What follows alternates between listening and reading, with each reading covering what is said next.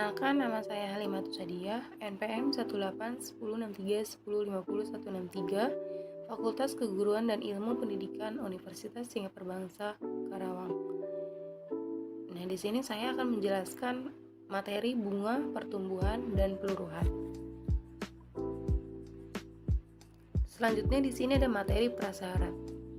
Nah, materi prasyaratnya itu ada barisan dan deret geometri. Nah, selanjutnya ada tujuan pembelajaran. Yang pertama, melalui proses mencari informasi, bertanya, dan berdiskusi, siswa dapat memahami pengetahuan faktual, konseptual, dan prosedural tentang cara menggunakan aturan, sifat-sifat, dan menggunakan bilangan berpangkat, bentuk akar, dan logaritma dalam kehidupan sehari-hari. Nah, yang kedua, dapat menyelesaikan masalah bunga tunggal dan majemuk menggunakan prinsip barisan dan deret. Yang ketiga, dapat menyelesaikan masalah pertumbuhan dan peluruhan menggunakan prinsip barisan dan deret. Yang terakhir, mendeskripsikan konsep barisan dan deret pada konteks dunia nyata seperti bunga, pertumbuhan, dan peluruhan.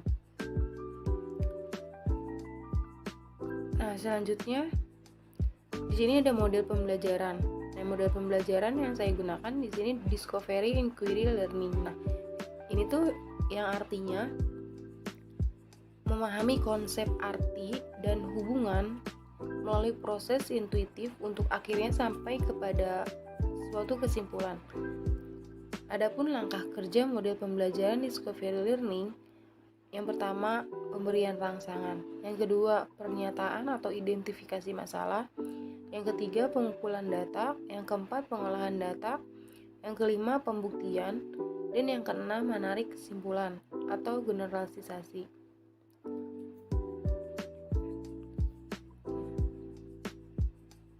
Apa itu bunga, pertumbuhan, dan peluruhan? Nah, selanjutnya di sini akan saya jelaskan tentang bunga. Definisi bunga adalah jasa dari pinjaman atau simpanan yang dibayarkan pada akhir jangka waktu yang telah disepakati bersama. Jika besarnya bunga suatu pinjaman atau simpanan dinyatakan dengan persen, maka persen tersebut dinamakan suku bunga. Nah, di sini ada rumusnya. Suku bunga sama dengan bunga per pinjaman mula-mula dikali 100. Selanjutnya, bunga tunggal. Bunga tunggal adalah bunga yang diperoleh pada setiap akhir jangka waktu tertentu yang tidak mempengaruhi besarnya modal yang dipinjam. Perhitungan bunga setiap periode selalu dihitung berdasarkan besarnya modal yang tetap, yaitu bunga sama dengan suku bunga tiap periode dikali banyaknya periode dikali modal. Nah, yang kedua bunga majemuk. Apabila bunga dibebankan untuk setiap periode atau 1 tahun misalnya, didasarkan pada sisa pinjaman pokok ditambah setiap beban bunga yang terakumulasi sampai dengan awal periode, maka bunga itu disebut bunga majemuk atau bunga berbunga. Nah, jika suatu modal M dibungakan dengan bunga majemuk I persen periode selama N periode, maka modal akhir dibagi MN sama dengan M1 plus I pangkat N. Selanjutnya, pertumbuhan. Pertumbuhan adalah berkembangnya suatu keadaan yang mengalami penambahan atau kenaikan secara eksponensial. Peristiwa yang termasuk dalam pertumbuhan adalah pertambahan penduduk dan perhitungan bunga majemuk di bank. Nah, bila keadaan awal dinyatakan dengan M, laju pertumbuhan dinyatakan dengan I, dan lamanya pertumbuhan dengan N, maka keadaan setelah N periode adalah MN sama dengan M1 ditambah I pangkat N. Nah, selanjutnya ada peluruhan. Definisi peluruhan ini adalah berubahnya suatu keadaan yang mengalami pengurangan secara eksponensial. Peristiwa yang termasuk dalam peluruhan zat radioaktif dan penyusutan harga barang.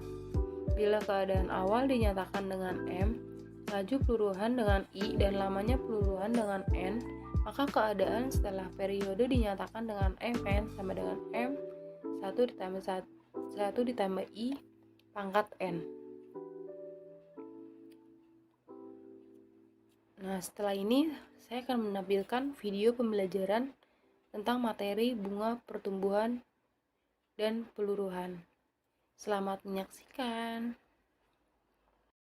Yuk belajar tentang bunga. Tapi bukan bunga yang ini.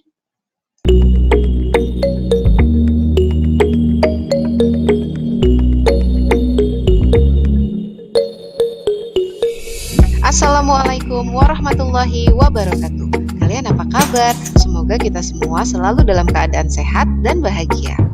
Adik kakak pergi sekolah. Tidak lupa sarapan nasi. Matematika bukan cari masalah. Matematika itu cari solusi.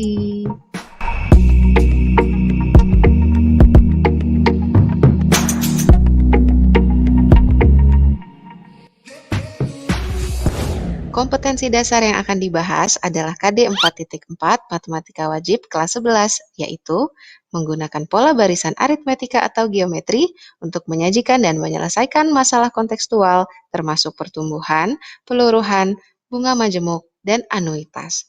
Melalui pembelajaran ini, siswa diharapkan dapat mengidentifikasi perbedaan dan menyelesaikan masalah tentang bunga tunggal dan bunga majemuk dengan benar.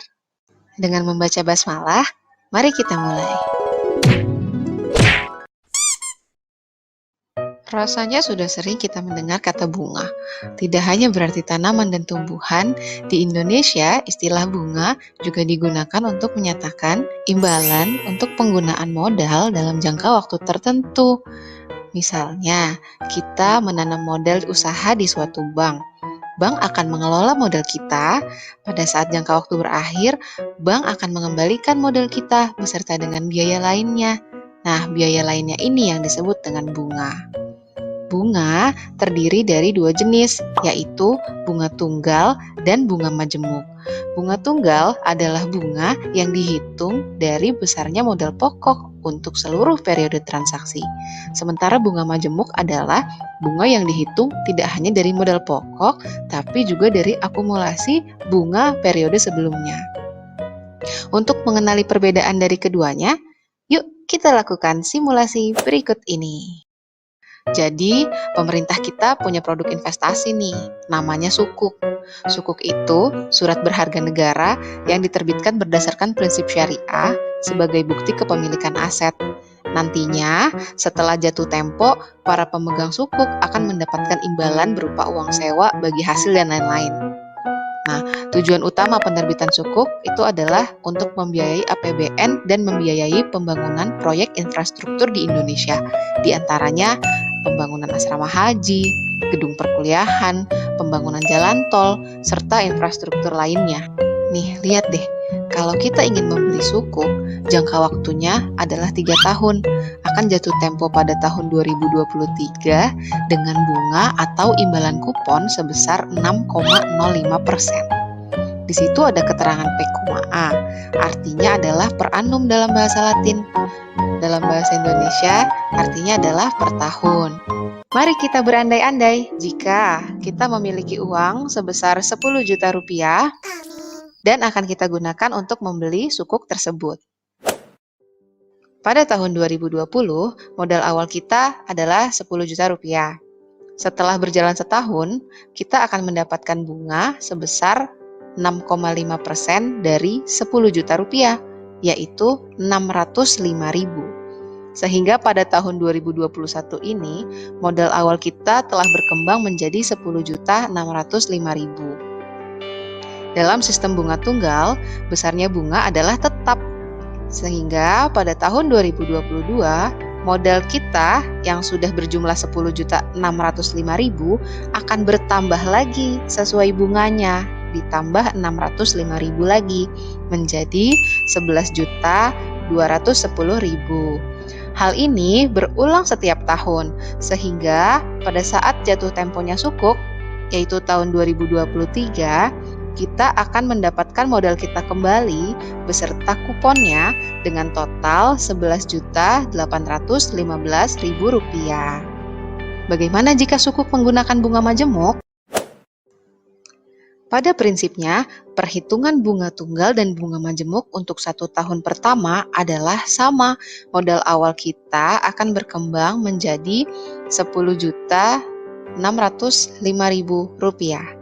Nah, perbedaan bunga tunggal dan bunga majemuk terlihat di sini. Pada tahun 2022, besar bunganya tidak lagi Rp605.000. Kenapa? Ayo. Karena penghitungan bunga majemuk ini berdasarkan nominal terakhir yang kita miliki. Jadi 6,05% bukan dikalikan dengan 10 juta, melainkan dikalikan dengan 10.605.000. Sehingga totalnya menjadi 11.200.000-an. Nah, ini berlaku juga untuk tahun-tahun berikutnya. Maka pada tahun 2023 kita akan mendapatkan modal kita kembali beserta kuponnya dengan total Rp11.927.021. Untuk selanjutnya, kita tidak perlu merinci tahun demi tahun proses bunga tersebut.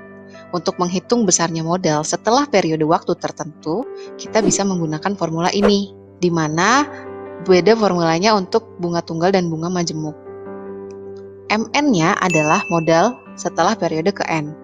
MO adalah modal awal, dan modal awal ini akan dikalikan dengan 1 plus NB untuk bunga tunggal dan 1 plus B pangkat N untuk bunga majemuk, di mana B-nya adalah suku bunga dalam persen dan N adalah periode waktu. Ini adalah hasil perhitungan kita tadi. Dilihat dari jumlahnya, sistem bunga majemuk terlihat lebih menguntungkan ya. Hal ini karena sistem bunga majemuk membungakan bunga yang didapat pada periode sebelumnya, sehingga bunga majemuk sering juga loh disebut sebagai bunga berbunga. Bunga majemuk ini diprediksi akan menguntungkan kita jika dimanfaatkan untuk menabung atau berinvestasi. Selanjutnya, kita berdiskusi.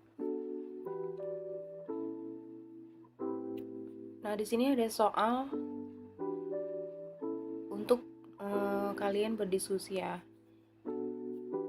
Niken menabung uang di bank sebesar 500.000 dengan bunga majemuk 5% setahun. Berapa uang Niken setelah 3 tahun?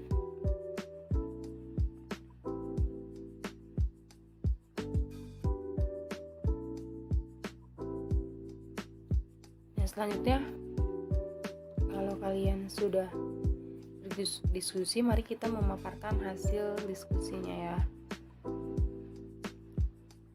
Nah, kita jawab ya. Kan Niken menabung uang di bank sebesar 500.000 dengan bunga majemuk 5% setahun. Berapa uang Niken setelah 3 tahun? Modal awal M sama dengan 500.000. Suku bunga I sama dengan 5% sama dengan 0,05. Nah, periodenya N sama dengan 3 tahun. MN sama dengan M 1 tambah I pangkat N. M3 sama dengan 500.000. 1 tambah 0,05 pangkat 3. Nah, sama dengan 500 1,05 pangkat 3 sama dengan 500. Berarti di sini hasilnya 578.812.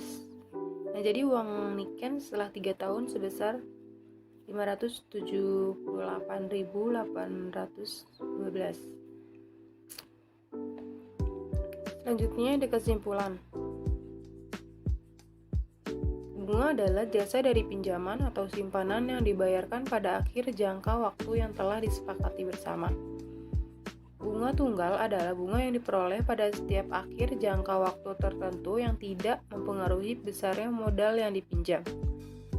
Apabila bunga yang diberikan untuk setiap periode 1 tahun misalnya, didasarkan pada sisa pinjaman pokok ditambah setiap beban bunga yang terakumulasi sampai dengan awal periode, maka bunga itu disebut bunga majemuk atau bunga berbunga.